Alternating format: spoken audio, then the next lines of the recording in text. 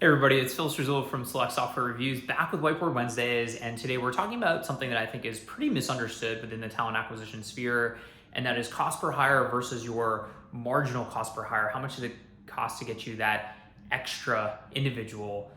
Let's take a look at this, what we can learn from it, and how we can use it to optimize our hiring budget and process. Okay, so typical cost per hire, you've got all your costs, your ATS, your internal recruiters, your external recruiters, your job boards, your everything TA divided by how many people did we hire. That's our cost per hire. And it's going to vary by office, by role, by basically talent demographic in general.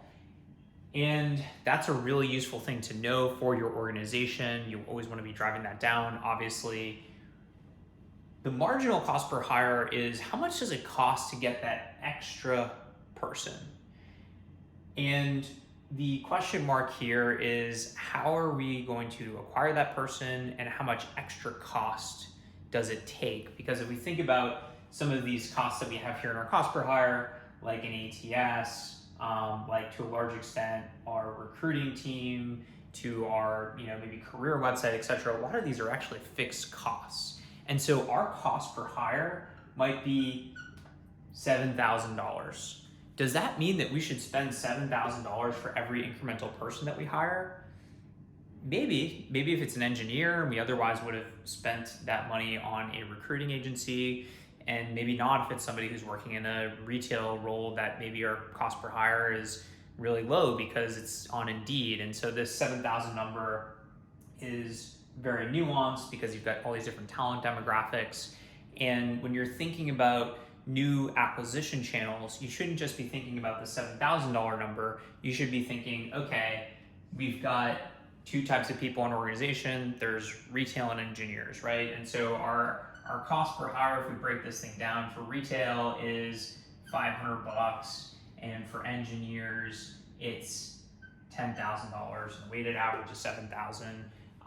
But if we really think about that, a lot of these costs are actually fixed. And so I'm not willing to spend $500 on a job board in order to get one person. I actually want this number to be closer to $200 because that's how much I know I can spend on Indeed or ZipRecruiter or whatever to get that person. And so this marginal cost per hire is actually much lower than our actual cost per hire. And so we look across all our different channels. Anything that's not hitting this 200 number, that's our benchmark. It's not the $500 number. Same thing with engineering hires. Let's say we've got all these fixed costs, and so there's the ATS, there's a recruitment marketing system, there's the everything else.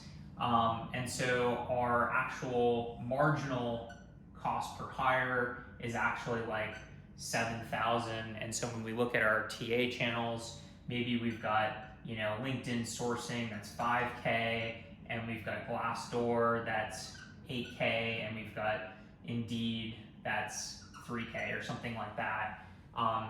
These channels look pretty good.